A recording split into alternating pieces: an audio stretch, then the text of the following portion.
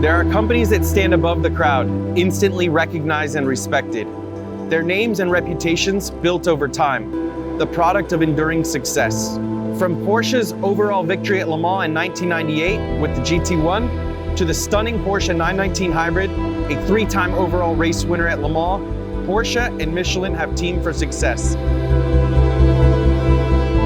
In 2003, when I debuted at the Petit Le Mans in IMSA racing, it was so apparent that the relationship between Michelin and Porsche was very hand in hand.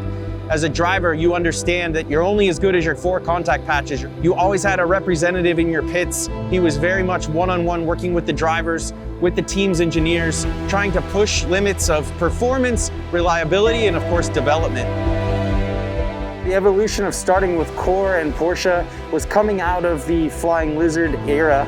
We spoke to them about our goals, and we started with a partial season in 2013, and right away they brought a level of professionalism that I knew the factory was going to love. Kicking off 2014 with Core in a full-fledged factory effort to win straight out of the box at Daytona, back that up with 12 hours of Sebring, is pretty symbolic.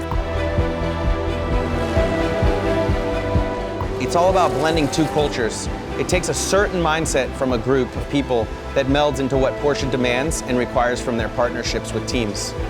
That partnership has been there and it continues. Core has been there from day one and has carried the weight as a partner with Porsche. There's a lot of things that go into those programs. I'm just proud to be a small part of it.